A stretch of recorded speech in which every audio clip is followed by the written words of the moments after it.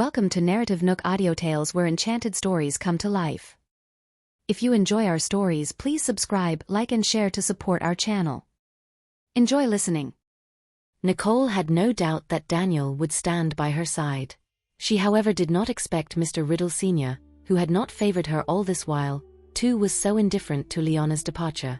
From their attitude, Nicole was sure that Liana came here this time for her. She pondered for a moment, trying to think in what way she had offended Liana. She quickly reminded of the time when the Rogers family had sent men over to pick her up and had a rough idea what was going on. She looked at Daniel and did not mention the matter. Instead, she spoke plainly about Mr. Riddle Sr.'s condition. Grandpa is recovering well, but he must not exert himself. When Daniel heard that, he gently heaved a sigh of relief. His father's health was far more important than that young lady from the Rogers family. Nicole's words too were another shot of encouragement for him. Mr. Riddle Sr. too appeared very calm. He clearly knew his own condition and how he was faring. Thus, there was a look of genuine gratitude towards Nicole in his eyes. This child was erratic, not unlike a whirlwind, yet she had always been back and forth for him, so how could Mr. Riddle Sr. not see it? Thinking of how loathsome the words Liana had spat upon Nicole, a look of disgust appeared in Mr. Riddle Sr.'s eyes. At this moment, Dylan rushed in first as he went straight after Nicole. He almost wanted to grab her by the collar as his voice got a little distorted. "What's the matter with you? You've offended the young lady of the Rogers family. If you want to die, don't drag us along with you." She had the support of Jared Johnston, but what about them? All of them will suffer because of this. He was just this close to get on with Mr. Rogers Sr., and that was totally ruined because of Nicole. Behind him, Damien and Dexter walked as well as the former gave Nicole a very complicated look. "Nicole, tell Uncle Damien honestly. What is your relationship with Jared now?" Dexter too looked at Nicole with an inquisitive look in his eyes. Nicole looked on impassively at the few of them. She, however, did not answer the question. It was Daniel's interest which got piqued instead. "Nicole, is Mr. Jared waiting for you outside?" Looking at Daniel's perplexed expression, Nicole said somewhat helplessly to him, "Yes. I was having coffee with him, and he sent me back." When they heard this answer, the Riddle brothers could not believe it, not even Dylan. "She went out for a coffee with Jared." Daniel pondered for a bit and said, "Nicole, be honest. Do you no longer wish to cancel the marriage arrangement?" As he said that, Mr. Riddle Sr. could not help but to be taken aback. "Canceling the marriage arrangement? What are you on about?" The marriage between Nicole and the Johnston family was painstakingly arranged by Mr. Riddle Sr., so who was canceling it again? Seeing that he could no longer hide it, Daniel said, "Dad, Mr. Jared had come to look for Nicole at my home, and between the lines he hinted at hoping that Nicole would proactively bring up the cancellation of marriage. I had asked Nicole for her opinion, and she agreed to it." Not wanting his daughter to be blamed by the old man, Daniel put all of the responsibility on Jared. However, when he spoke to the latter the other day, he could tell that Jared wanted to cancel the arrangement but felt it was better if it was Nicole to bring it up. After so many days, he had never come to the Riddle family manor again to take Nicole to tell Mr. Riddle Sr. the matter. He originally thought that Mr. Riddle Sr. was still unwell, but now it looked like both Nicole and Jared have other plans now. Nonsense. Although that marriage was arranged in haste back then, Mr. Johnston Sr. is a man of his word. How can you youngsters do as you please? I won't agree to any cancellation. Mr. Riddle Sr. was a little angry.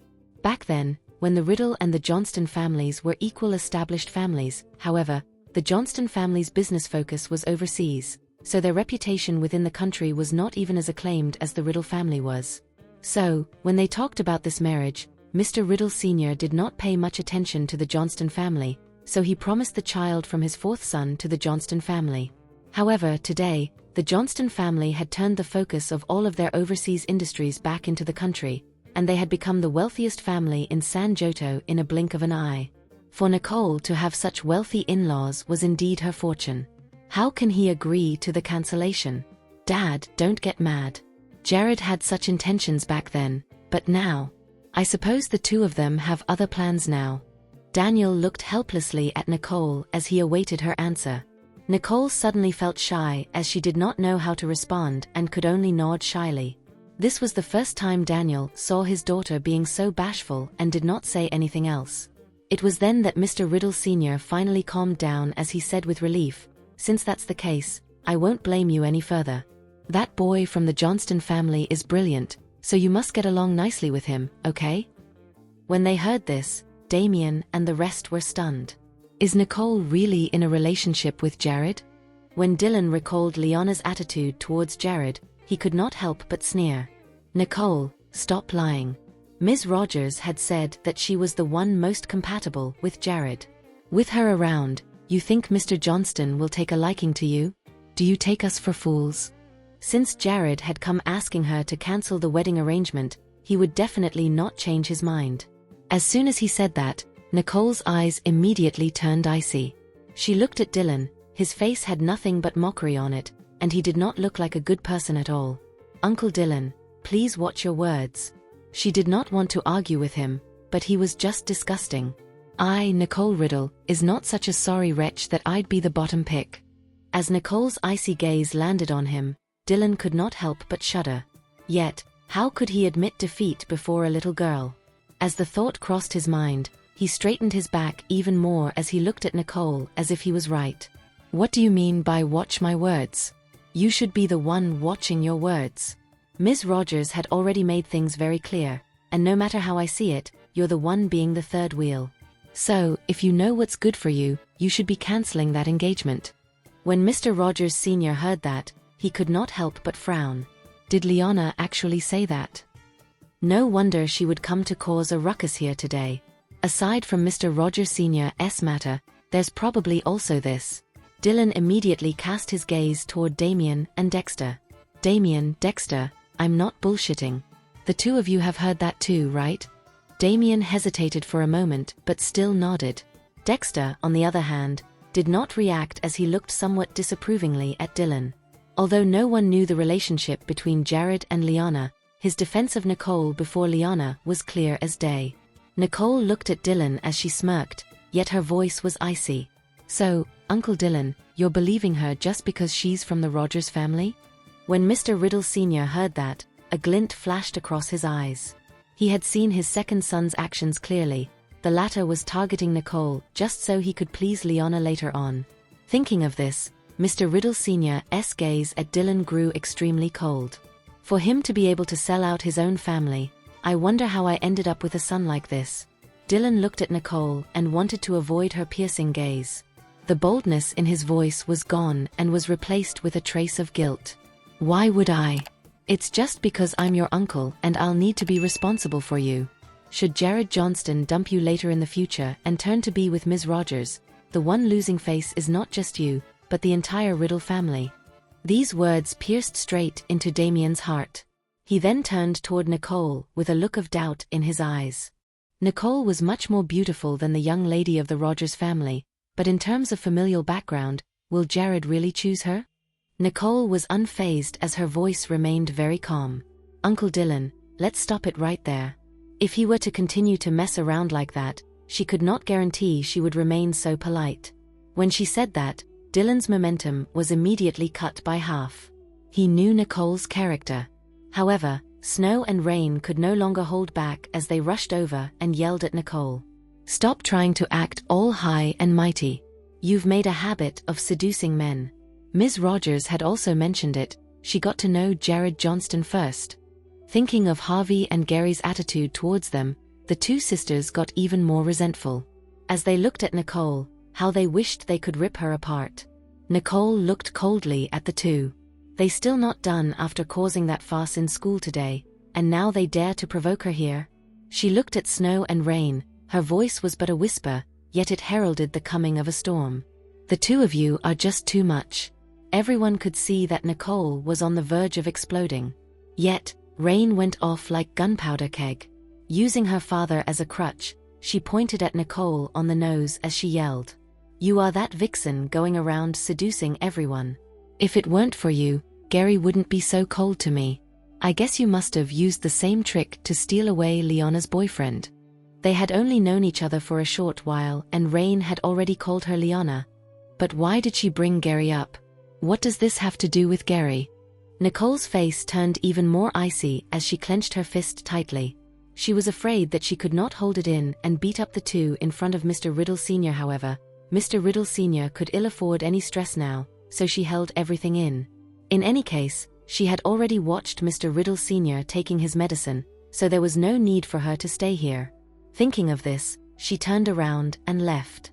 Just as Snow and Rain wanted to say something else, Mr. Riddle Sr. hissed coldly, "Silence, both of you." All three of them were his granddaughters, and no matter how wantonly the two insulted her, Nicole did not want to be calculative. So, Mr. Riddle Sr. had a grasp of things in his heart. As he looked at Nicole's back, he knew very well that she was definitely not how Dylan and his family portrayed her. As he watched Nicole walk out of the door, Mr. Riddle Sr. did not stop her. He had more important things to attend to now. He turned around and no longer watched Nicole leave as he knocked his walking stick against the floor as he looked at the grime on Snow and Rain's face, his voice icy. "The two of you, come with me." Before he left, he did not forget to glare at Dylan. It was all because of this son of his, that his originally good granddaughters had become like this. Jealous, hypocritical, vain, and not knowing their limits. Is Liana something Rain should be calling her? Thinking of this, Mr. Riddle Sr.'s gaze towards Dylan got even colder.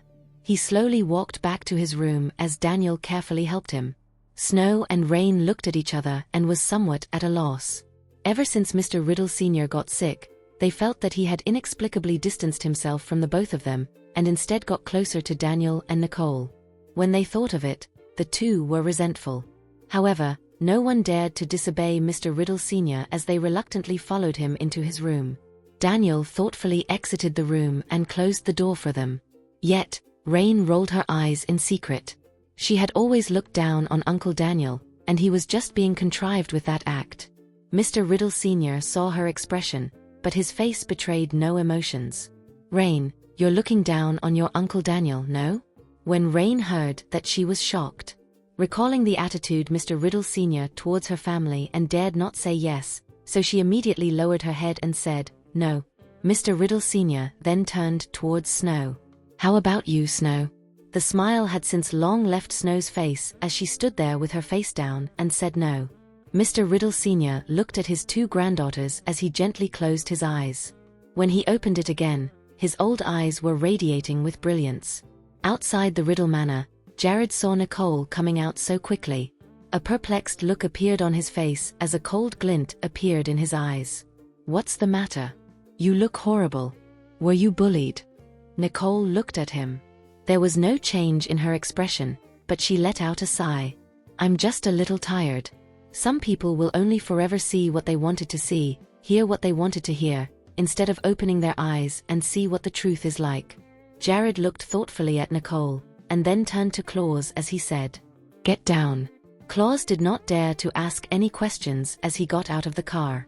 No choice, he's the boss. Jared then sat directly onto the driver's seat. Nicole was a little surprised at Jared's behavior, but she did not say anything as she opened the car door and got into the co-driver seat. Jared looked very gently at her as he leaned over and helped her put on the seatbelt. His fingers were long and slender. When Nicole looked at his movements, she was a little entranced. When he lifted his body, Nicole did not dodge as her lips gently brushed across his cheeks, bringing her a numbness that was beyond words. Jared's long brows trembled a little as he sat back onto his seat normally as he cast a smile at Nicole. "Sit tight." Nicole was a little startled, but seeing him so calm, she was relieved. She then let out a gentle "okay." Jared's driving was steady, and she felt what he said was completely unnecessary. However, a second later, the sudden jolt of speed made her look at him in surprise. There was not much expression on his face, but his hands on the steering were squeezing it tightly. He continued to step on the accelerator, and as Jared listened to the wind outside, he finally felt that the restlessness in his heart had merged with the roar of the engine, making it not obvious to anyone around him. He felt an itch. It was not only the spot where Nicole had accidentally pecked him, it was an uncontrollable itch that roiled within him, causing a tsunami of emotions to kick off inside him. He drove faster and faster. Thankfully, the Riddle family manor was some distance away from the city center, and there were few users on the road. Plus, there were no speed limits on the road here. It was probably prepared just for today. Nicole noticed that there were no speed limits, so she did not say anything. Jared, on the other hand, could not spare the thought for those. If it weren't for the fact that Nicole was seated beside him, he would have driven 3 times faster. There was no discomfort on Nicole's face. On the contrary, she leaned with some enjoyment as she felt the performance of this top-of-the-line car. She had to say, it was very comfortable. Jared did not drive towards the city center, but instead, he headed in a direction even further away from the city. He drove straight to the foot of a mountain. Nicole looked at the mountain before her and raised her eyebrows in surprise. The moment he turned off the engine, she opened the door and jumped out. She turned to look at him and wanted to ask him to get down from the car, but she was suddenly startled. She looked straight into the eyes, seemingly with something surging inside it. Jared could sense her astonishment and recovered as a gentle light appeared faintly in his eyes as he looked gently at her. As if that deep gaze earlier was just her seeing things. Nicole was not mesmerized by him. She walked to him with a slightly puzzled look on her ice-cold face. "What were you thinking just now?" Jared looked at her clear, bright eyes. The sky was getting dark, but he could see the reflection of 1,000 lights in her eyes, and it was enchantingly beautiful. He then stroked her face gently. When she suddenly got out of the car just now, it left him suddenly feeling empty, and he hated that feeling. He pondered a little and then said, "I don't like the feeling of my partner leaving me." Nicole quickly understood what he meant as a moonlight veil soon appeared over her eyes, looking at Jared. Immediately after, she placed a hand on Jared's cheek and another around his neck. She raised her head as she looked at herself in his eyes and kissed him on his chin. After that, a smile appeared on her face as she said, "You don't have to worry about those unnecessary things." Since she had already admitted their relationship to Mr. Riddle Sr., then she must act the part. Jared stared back at her in a daze, his heart suddenly beating wildly. All of his doubts, worries, and disbelief were now all answered. Looking at the person before him, Jared lowered his head a little, and Nicole could feel his shallow breathing by the side of her ears. His handsome eyes opened up before him as all frost had faded away, and the passage was open. He looked at Nicole with a gentle smile. "Do that again?" Nicole looked at his face and did not refuse him as she pulled him closer, and a beautiful smile appeared on her face. "The rest is after getting that cup of coffee from you." Jared was taken aback as a genuine smile appeared in his eyes. He was so enamored by Nicole that he could faint. He never expected her playful side to be so sultry. He looked at her extremely gorgeous face as he whispered into her eyes, "All right." Nicole raised her eyebrows as she took a step back and pulled her hands away without much expression. Yet, she could not even move her hands. She looked suspiciously at Jared, seemingly telling him to let go. He then let her hands go obediently before grabbing her into his arms and kissing her at the center of her forehead. Everything happened in a blink of an eye. Nicole could not react at all to what was happening when Jared pulled away his hand, his voice sounding like a dream. "This is payback." Nicole glanced at him as if some strings in her heart was being plucked. The person standing before her slightly raised his lips, and he looked like the prettiest scene ever. Nicole then covered her chest with a blank look. Who could have withstood that? She turned her head around first as she walked to the other side. Her back was straight, and if one were to look closely, it was an imperceptible stiffness to it. Jared looked at her back, the smile on his lips deepened. He lazily followed behind her, but his pace was only half a step behind. Looking from behind, their shadows merged together, and that man's back looked like a protector, eternally guarding the girl's peace. Jared then led Nicole ahead. Soon, she saw a group of people at the foot of the hill, seemingly holding some kind of event there. Nicole curiously went into the crowd to have a look, and she saw the sign hanging not too far away, with a large Mount Daytona race printed on it. Nicole's eyes lit up as she said to Jared, "Interesting, can I participate?" Jared raised his eyebrow. "You know how to race." He had brought her here just to allow her to relax and did not expect her to take the initiative to participate. "Of course." Nicole smiled. She had always loved racing, however, when she was with Mrs. Wallace Sr., she did not reveal it for fear of worrying the latter. Now that she had nothing that she feared before Jared, she really wanted to give it a try. Go then. Jared was not surprised. Nicole was such a person that nothing would surprise him anymore. She nodded and walked over to the registration booth in the front. At this moment, a lazy young man was seated there in a daze as he bit onto a leaf. Seeing Nicole walk over, he did not even blink as there was a tinge of impatience in his voice. Shoo, what's a young lady doing here? This was the most dangerous race in the entirety of San Giotto. This girl, with how pretty and weak she was, it was obvious that she was some girl a rich scion had brought over to spectate. One need to know that those who would come and race were generally from very wealthy backgrounds. After all, one may need to change cars and accessories every few months, and that was not something an average family could afford. Those guys who had registered all looked over, and a pretty girl like Nicole was rare in San Giotto as many began to whistle at her. Nicole looked at the person at the registration booth with a cold and playful look, looking wild and free. I want to run the whole course. Seeing that the girl was not joking, his entire expression turned sullen. Racing here was equivalent to gambling on a race, and the odds were even higher than normal. If she were to join the race, everyone with half a brain will bet on her losing, and by then he, as the banker, will lose everything. He waved her off impatiently, looking at Nicole as if she was a money-losing prospect. Nicole's expression did not change as she pointed at the rule sheet before the young man, and her eyes squinted a little. But it's written there that any person who loves racing can participate, with no restrictions on age, gender, or identity. So why can't I participate? Just as the man opened his mouth and was about to say something, he saw a familiar figure by the corner of his eyes. The latter had walked over to Nicole's side and had stood somewhat affectionately beside her. The young man immediately gawked. Mr. Johnston? Jared casually twirled Nicole's hair with his fingertips and did not even deign to give the young man a look as he said, "Take my car out and let her use it." What? The young man had seen generous people before but had never seen someone so generous before. Giving such an amateur an intermediate-level car was already equivalent to giving her the best. The young man had not expected Jared Johnston to let her drive his personal ride. Mr. Johnston, but that's a Koenigsegg, the most top-of-the-line sports car in the world. It only needed 2.58 seconds to go from 0 to 100 kilometers per hour. It was built using the most high-end of carbon fiber and was the lightest of them all. It could reach a top speed of 900 and was considered the pinnacle of sport cars, being regarded as the soul of all sport cars. Yet, for him to let this girl drive such a car, the young man's face was trembling.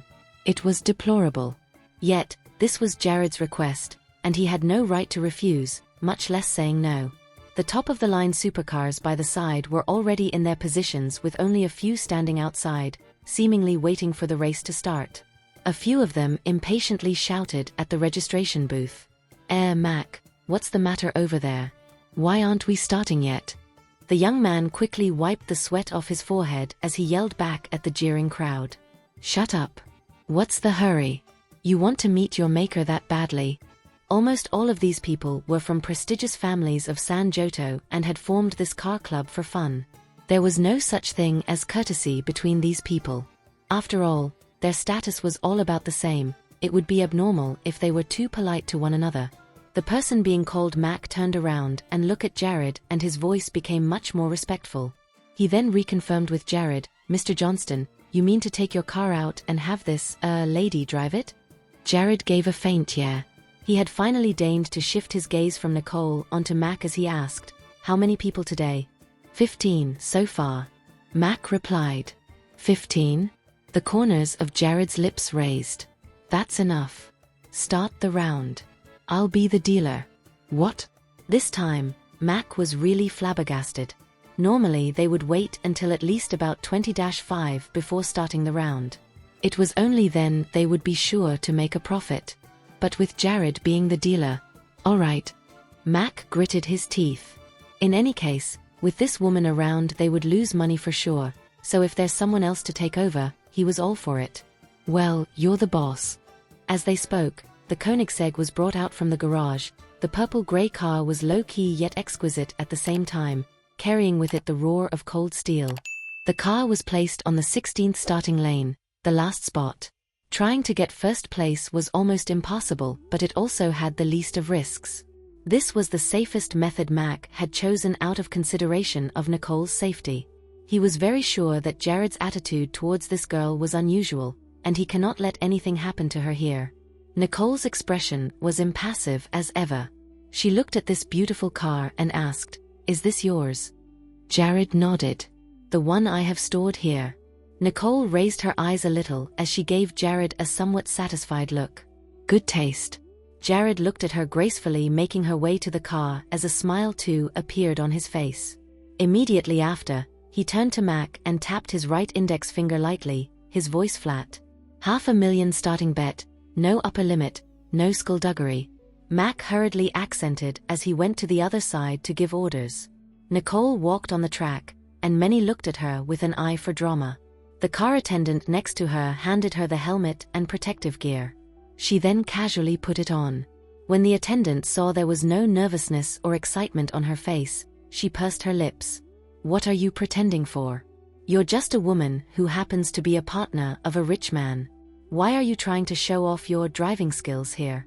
She reluctantly told Nicole the various precautions of the race, and towards the end of it, she casually told her this. A racer should change into a specialized racing gear, otherwise the protective equipment will not perform their best. If anything were to happen, the danger will be exponentially greater. She had wanted to intimidate Nicole.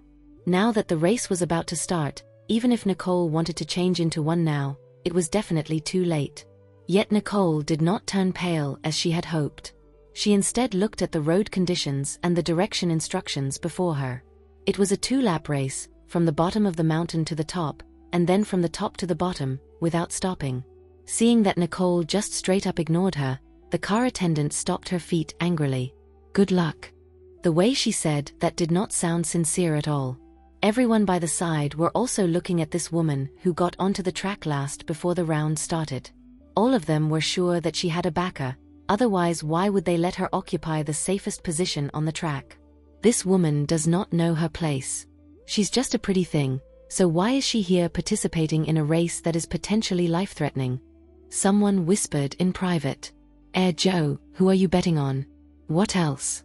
"All in on number 16 losing, of course."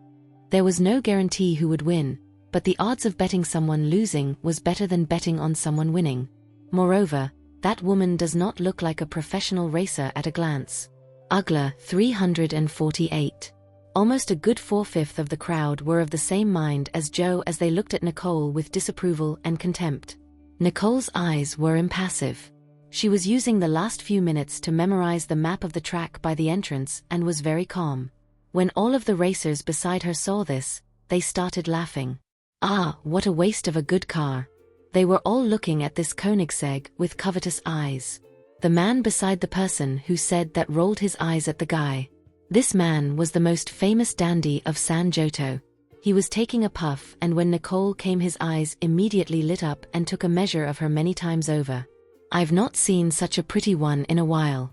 Her face was fair and tender, her waist so thin you could grab it with the full of your hand, plus that long and slender legs.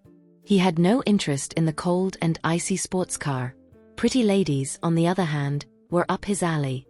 Thinking of this, the man put off his cigarette as he walked over and knocked on Nicole's window. Seeing that Nicole's icy-looking eyes looking at him impassively, a look of uncontrollable astonishment appeared in the man's eyes. "She's definitely gorgeous." Nicole looked at his lustful eyes and frowned coldly. The man could tell that she was irritable, so he quickly put on a polite facade as he looked at her. Yet, his words were still repulsive. "Miss, how many days have you been with your man for him to let you drive this? Come with me and I, Solomon Freeman, will pay you double, all right?" Nicole looked at him impassively. The emotions in her eyes were so faint as if she could not be bothered looking at a scum like him. She turned away and quietly waited for the race to start. Seeing that he was just outright ignored, Solomon growled in anger. "Bitch, you'll pay for this insult." As he said that, he adjusted his clothes as he cockily walked towards his own race car. He often come here to pick up girls, and he had been generous enough that he had never been refused before. He finally ran into someone that well suited his tastes, but she had rejected him so mercilessly. He then saw a few of the racers in their cars sniggering at him. Thinking of this, a hint of cruelty appeared in Solomon's eyes. He was on position 14, not too far away from Nicole's car. He was very familiar with the roads here. Even if he was not as skilled at driving, taking care of a woman was still more than enough. This is the price of that insult. When Solomon thought of this, a smirk appeared on his lips. When the people by the side saw Nicole snubbed Solomon, all of them were surprised. Most of the women who came here were generally after sugar daddies. Even when someone was to risk their lives to challenge the course, it was also usually done to attract the attention of the rich, to inflate their worth. Yet, Nicole had straight up snubbed him. Was she not attracted to Solomon's superficial looks? Thinking of this, a look of contempt appeared on their faces.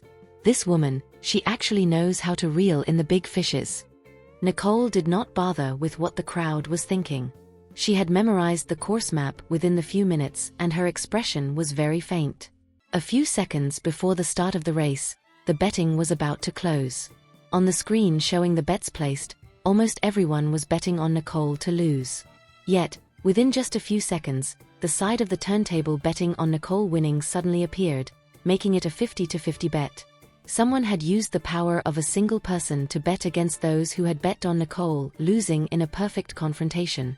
The bet was 50-50, that mean the money the person betting on Nicole winning was the total amount of everyone who had bet on Nicole losing. The car betting here started at $500,000, and almost 800 of the 1,000-odd people here had bet on Nicole losing, with many more adding on to the bets. One could imagine what a massive number that was. In an instant, the bet on Nicole winning had completely surpassed the bet on car number 3 winning. Some of the audience had not experienced this before and was completely stunned by the show of force. Many were just gloating, and equally as many were stunned by the money involved. Many were also thinking that the person betting on Nicole winning had a screw loose in the head. Who would spend so much money betting on someone who clearly looked like someone who did not know how to race at a glance? On the other side of the screen, the countdown had come towards the end. At the last 3 seconds, all cars were at their positions, including those towards the tail end of the track.